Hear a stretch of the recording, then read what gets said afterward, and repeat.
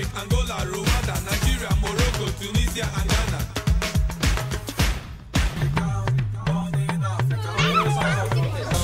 A true born African.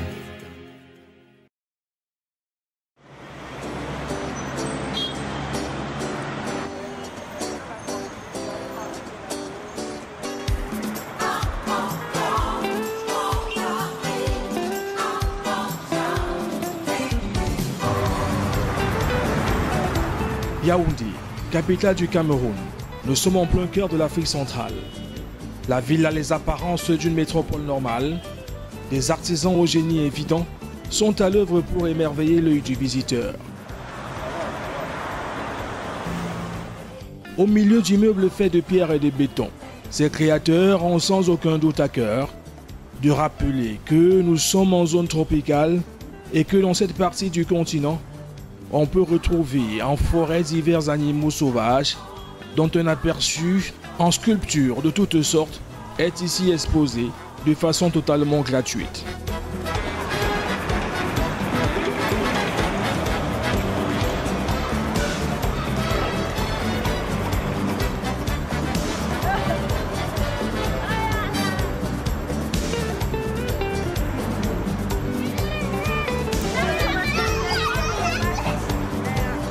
Petit moment d'évasion en plein centre-ville.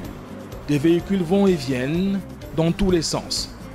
Et par moments, on a même droit à quelques bouchons, comme ici, au lieu-dit poste central, lieu chargé d'histoire. C'est en effet la place principale de tous les rassemblements d'envergure pour célébrer les moments forts de la nation camerounaise.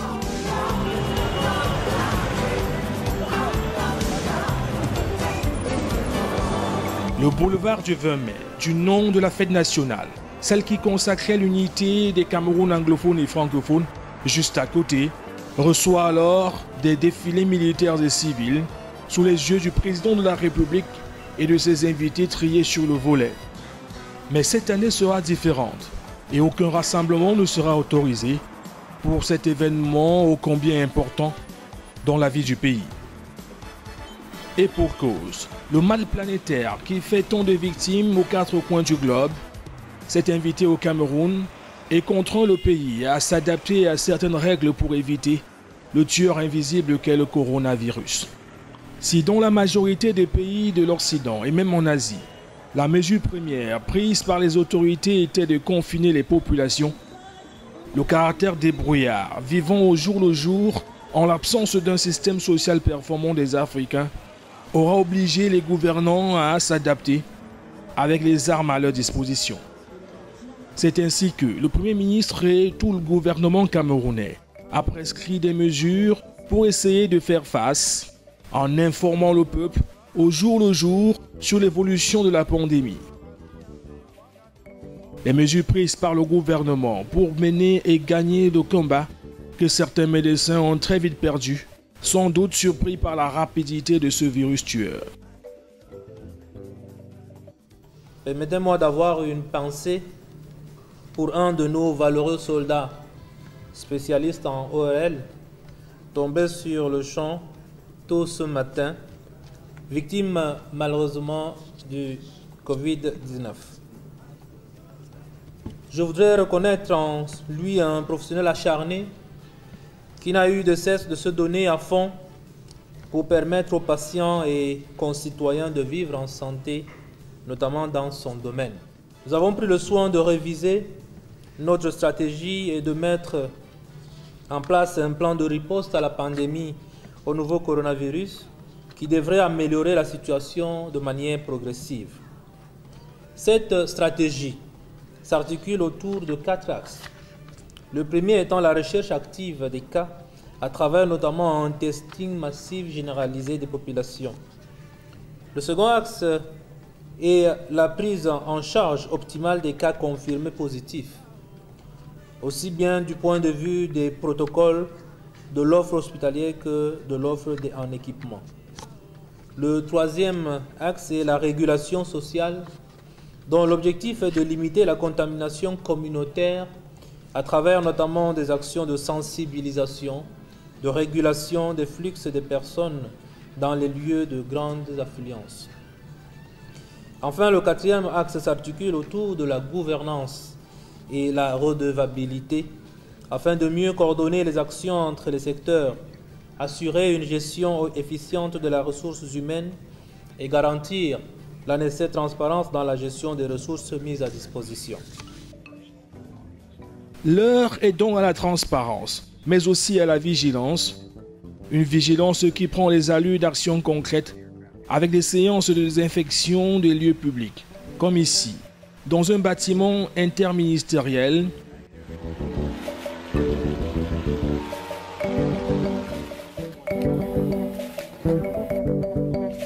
Ou encore au quartier Olembe, site réquisitionné pour placer en quarantaine tous les voyageurs foulant le territoire camerounais.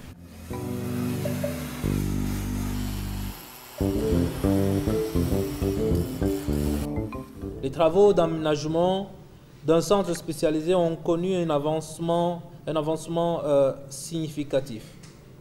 Les commodités mises sur ces sites permettent notamment de réduire le stress provoqué par l'isolement. Il serait d'ailleurs utile de rappeler qu'une équipe médicale et sanitaire est commise à la prise en charge de ces patients, sacrifiant ainsi leurs familles, amis et connaissances pour servir la communauté nationale dans cette situation particulière. Une campagne de désinfection lancée par Philemon Yan, chef du gouvernement du Cameroun, qui avait décidé de mettre un accent particulier sur les agences de voyage, toujours opérationnelles, à l'instar de la structure en charge du transport ferroviaire. Au-delà des discours officiels et des images de combat, nous avons voulu nous faire notre propre idée de la situation réelle sur le terrain. C'est ainsi que nous avons déposé notre caméra pour une journée au cœur du quartier administratif du Cameroun. Partout, des banderoles et pancartes qui avertissent sur la pandémie. Au ministère de la Santé publique, où nous avons rendez-vous avec le directeur de la communication, un dispositif pour désinfecter est installé et tous les usagers doivent passer par là. C'est automatique là. Vous allez patienter, hein, monsieur. Monsieur, vous partez où?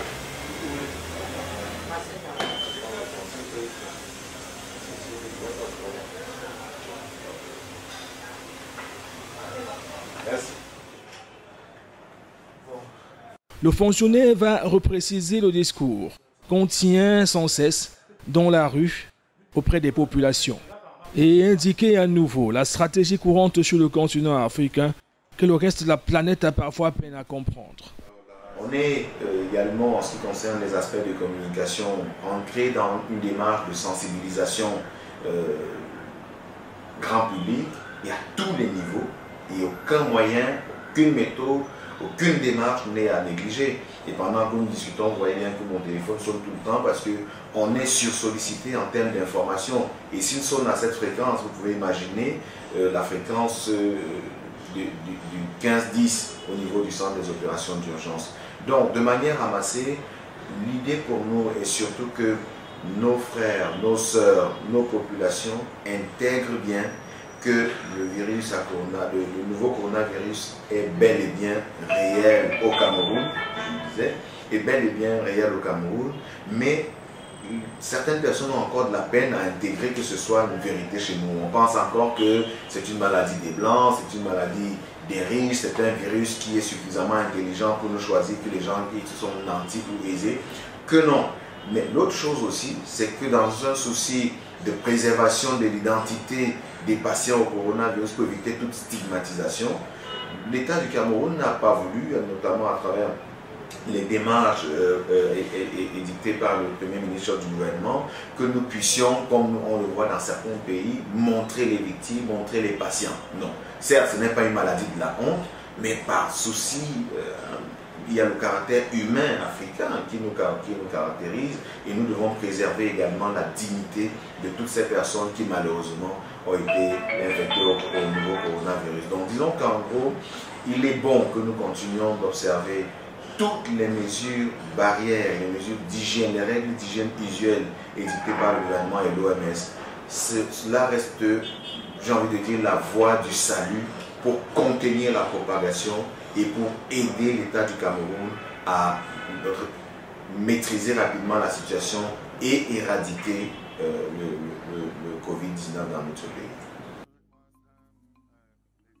La discussion nous permettra d'apprendre que le gouvernement camerounais avait acquis un important lot supplémentaire constitué notamment de médicaments dont la chloroquine, élément prescrit par le protocole de soins dans plusieurs pays du continent noir. Nous n'avons pas seulement écouté du côté de la France, par exemple de Marseille, avec les propositions du professeur Didier Raoul, mais il y en a au Bénin à côté de nous, il y a des propositions du Burkina Faso, de la RDC et puis même de Madagascar. Et certaines propositions sont même d'autant intéressantes qu'elles sont bâties sur des ressources endogènes comme l'artémisia annua et toute autre chose. Nous croyons que nous avons eu la chance de rencontrer par exemple le directeur de l'Institut de recherche sur le plan médicinal. Je crois que c'est le moment vraiment que les instituts nationaux travaillent pour faire une proposition. Nous avons 42 morts, c'est 42 morts de trop à ce jour. Donc je crois que nous ne pouvons pas tout simplement prendre la proposition de hydrochloroquine, azithromycine comme une panacée.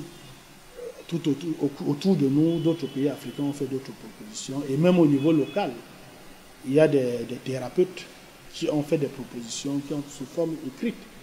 Il va falloir peut-être, pendant qu'on y travaille, que le ministère de la Recherche, les experts de ce ministère fassent une synthèse, qu'ils observent le comportement même des traitements qui sont suivis jusqu'à présent, qu'ils voient dans quelle mesure les médicaments, les traitements qui ont été appliqués ailleurs, comme à Madagascar, comme au Bénin, comme au Burkina Faso, comme à RDC, peuvent permettre d'améliorer la prise en charge locale chez nous. Parce que il y a vraiment urgence à la matière.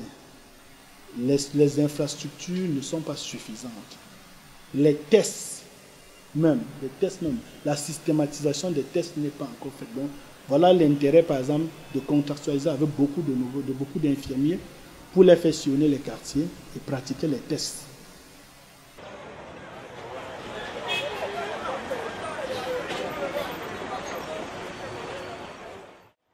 Ces hôpitaux qui n'auront pas accepté de nous ouvrir leurs portes sont donc plus que jamais sollicités et prêts, d'après les discours officiels, à faire face dans un pays qui a franchi le cap de 1000 infectés et plus de 50 morts. La dernière mesure en date, celle qui fait couler beaucoup d'encre et de salive, est la prescription du port du masque qui devient obligatoire. Si un fonds spécial a été créé par le président Paul Biya, dans lequel il a d'ores et déjà déposé la somme d'1 milliard de francs CFA et reçoit notamment des contributions importantes, comme celle du président du Sénat. Nous avons travaillé avec le ministre du Développement local dans le cadre de la contribution des collectivités territoriales décentralisées à la lutte contre le Covid+. Et comme vous le savez très bien, le Sénat représente, n'est-ce pas, les collectivités territoriales décentralisées à ce niveau de l'administration. Et donc la démarche aujourd'hui qui a consisté à recevoir un chèque du Sénat va davantage contribuer, va davantage renforcer notre moyen d'action sur le terrain, notamment en matière d'équipement, en matière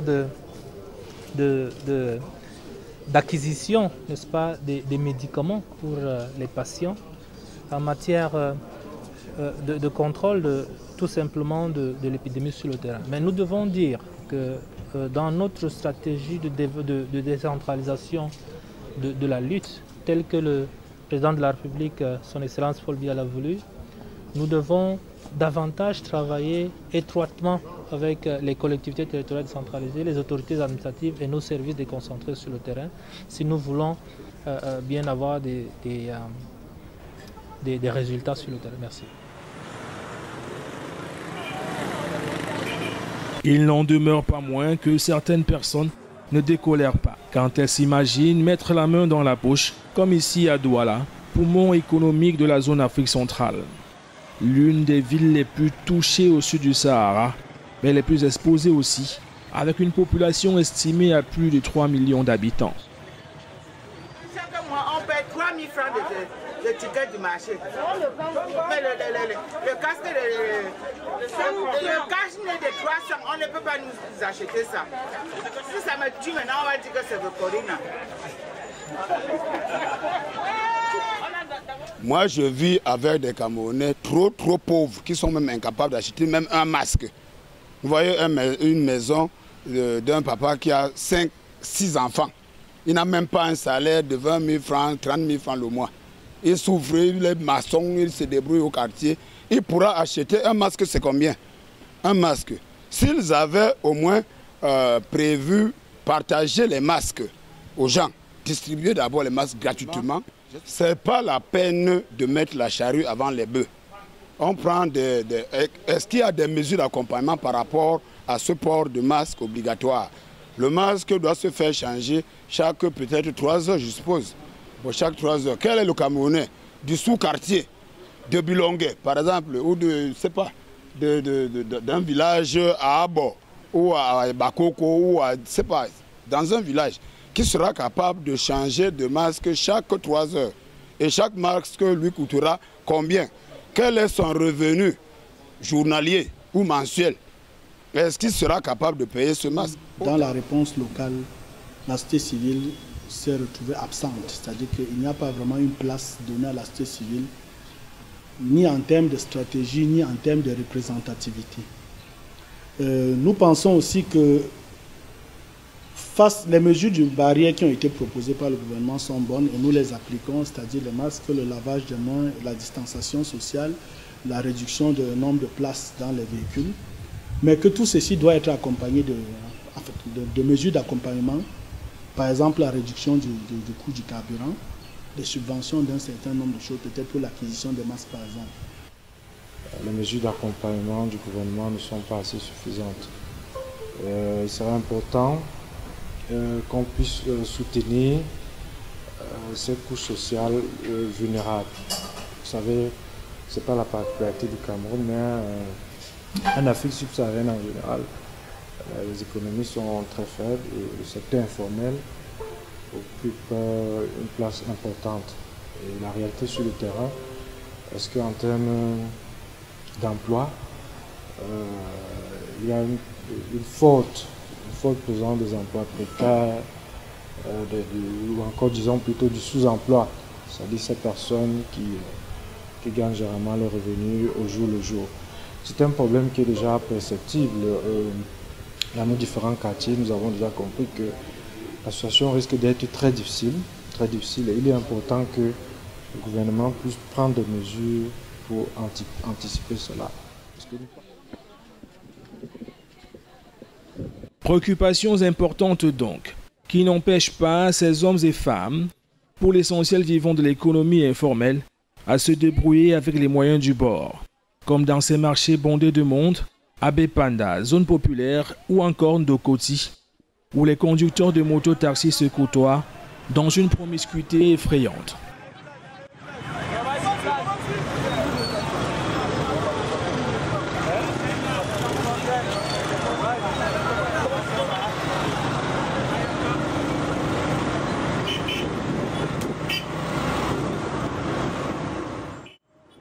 Fort heureusement, face à l'urgence sanitaire, certains acteurs de la société civile prennent des initiatives pour mettre les masques de protection à la disposition des nécessiteux, faute de réussir à faire passer le message sur la distanciation sociale.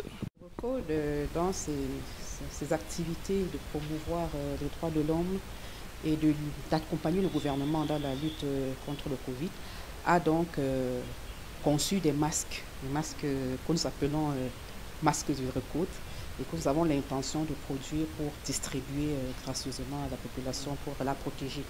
Alors ce sont des masques qui sont faits à partir du coton, parce que le tissu approprié, c'est le tissu en coton, puisqu'il est posé sur le visage, il permet de faciliter la respiration et nous sommes en pays chaud, et de permettre à ce que le masque ne chauffe pas trop pour gêner le porteur.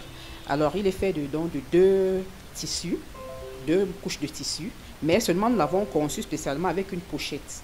à l'intérieur de laquelle nous introduisons un mouchoir jetable, un Kleenex. Et le rôle du Kleenex, c'est de jouer le rôle de filtre pour empêcher que les postillons qui peuvent contenir le virus ne puissent pénétrer, parce que quand vous voyez la matière avec laquelle le Kleenex est fait, il peut très bien stopper le virus qui est vraiment une particule très très infime. Et donc nous avons préféré ce modèle-là pour être convaincus qu'il ne s'agit pas seulement de protéger contre autre chose, la saleté, mais vraiment de protéger contre le virus. Et donc on met le Kleenex et puis à la fin de la soirée ou de la journée, vous retirez votre Kleenex, vous lavez votre masque. À côté des masques de protection, on prend soin ici de rappeler à toutes fins utiles qu'il faut songer à se laver les mains de façon régulière, en attendant l'avènement d'un vaccin qui viendra définitivement, qui sait, mettre le genre humain à l'abri du Covid-19. En parlant de vaccins, la grosse polémique autour de cette pandémie sur le continent africain tourne autour de ce mot. Un mot qui, par temps normal, devrait rassurer.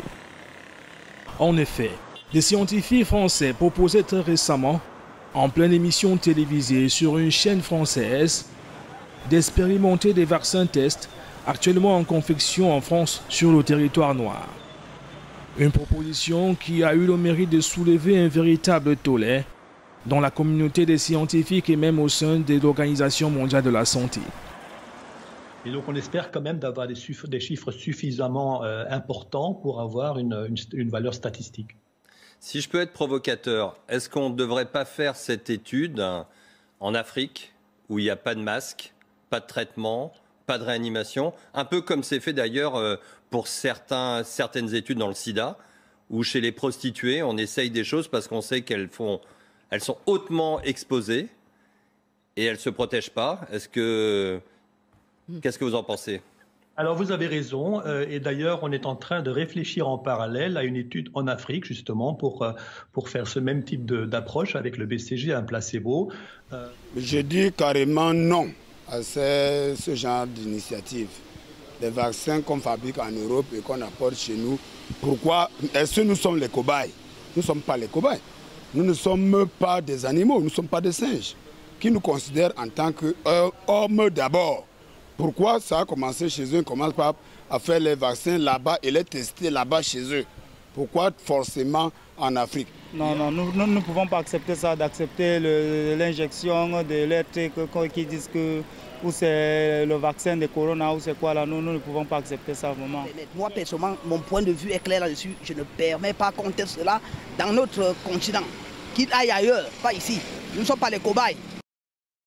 Les radios locales ont tout fait de poser le débat sur la table, comme ici à Sky One, l'une des radios les plus célèbres de la capitale du Cameroun. Le ton était plutôt agressif. On a entendu parler, des gens se sont prononcés pour dire non vraiment, venez parler votre vaccin ici, allez avec votre vaccin là-bas. Pensez-vous qu'il faudrait un vaccin qui viendrait d'ailleurs ou bien on peut trouver la solution sur place avec des chercheurs, des tradithérapeutes et tout ce qui se peut bien manipuler les écorces et autres. Oui, il faut d'abord soigner avant d'envisager le vaccin. On n'arrive pas déjà à guérir, on n'arrive pas déjà à trouver le médicament. L'intérêt du vaccin est donc quoi? Et c'est pour ça que je suis d'ailleurs d'accord avec ceux qui estiment que c'est une autre forme de domination et surtout d'exploitation dans le sens de nous envoyer dans l'au-delà et venir certainement exploiter nos terres. Et c'est pour ça que les voix se lèvent pour dire non au vaccin. Pourquoi le vaccin vise l'Afrique? Pourquoi la phase expérimentale des vaccins vise l'Afrique? Et surtout aujourd'hui, s'il faut parler du vaccin, il devait aller d'abord là où véritablement ce virus sévit. Présentateurs et panélistes à l'unanimité vont manifester leur mécontentement face à cette sollicitude dont l'Afrique aurait très bien pu se passer. Peut-être a subi une injection, une expérience. Une injection venant d'où? Les vaccins qui viendraient des partenaires au gouvernement. Je n'ai jamais entendu depuis que j'écoute ces informations-là qu'on soignait le Covid avec une injection. Tout au contraire, même la santé publique, j'ai vu ce qu'on demandait aux gens, les prescriptions que la santé publique de mon pays, je parle de mon pays. À l'intérieur, là, je n'ai pas vu l'injection. L'injection dont vous me parlez, général, ici, ce n'est pas un vaccin. Vaccin, prévention peut-être. Des partenaires au développement. Je vous assure que dans les forêts de mon village, à la périphérie de Yaoundé, je peux trouver les bambous, les coups. Le folle. Mais est-ce que la dose est homologuée? La dose est homologuée. Est-ce que pour soigner le problème? Ici, on va même plus loin pour indiquer le caractère jugé criminel d'une telle proposition, en n'oubliant pas de rappeler que, pendant trop longtemps, le continent africain a été le terrain de jeu des Occidentaux et que les choses devraient changer du tout au tout. Finalement, à la question par où devrait-on commencer l'expérimentation de ces vaccins qui vont de la vie des experts sortis très bientôt dans divers laboratoires, la réponse ici est claire et tranchée.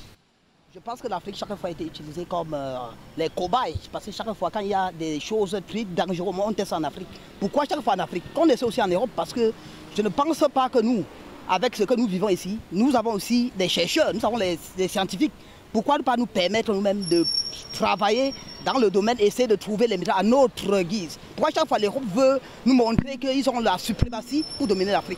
Je pense que dans la direction même, ça me rend très surpris. Même. Je suis à Barsouji, chaque fois quand il y a quelque chose qui se passe là-bas, on teste en Afrique. Moi, je ne suis pas d'accord. Et je pense que l'Afrique doit prendre son destin en main. Parce que nous n'allons pas toujours attendre d'eux. Nous avons déjà évolué. Nous sommes pour un âge. 50 ans après l'indépendance, on continue toujours de nous manipuler. Je crois que c'est une manipulation des Européens et je suis contre cela. Au Bénin, à côté de nous, il y a des propositions du Burkina Faso, de la RDC et puis même de Madagascar. Et certaines propositions sont même d'autant intéressantes qu'elles sont bâties sur des ressources endogènes comme la Tunisie, un nuage. Nous vivons de quoi? De nos arbres. De nos arbres que nous faisons bouillir et nous avons des doses. Vous parlez d'automédication. Non, nous avons des doses. On sait que pour un enfant, c'est une cuillerée à soupe. Pour un adulte, c'est un demi-verre, ou alors un verre entier. Et selon le degré de maladie, selon le degré de maladie, quand vous rencontrez les tradis praticiens, ils ont des doses. Nous sommes une série de couturières qui avons des machines déjà, donc nous allons plus chercher des machines et nous avons toute cette équipe qui pourra se mettre au travail pour produire ces masques en quantité. En attendant, l'Afrique et les Africains, conscients de l'impossible confinement général des populations, se protègent comme elle peut, avec ce qu'elle a, en espérant des lendemains meilleurs pour renouer avec ses habitudes.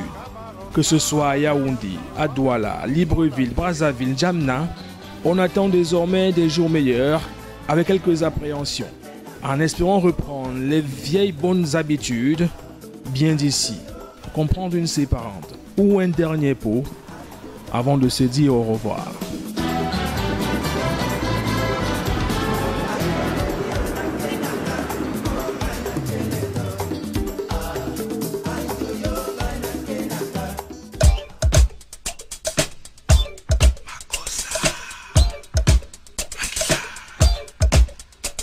Mama ko, mama sa, mako, mako sa, mama ko.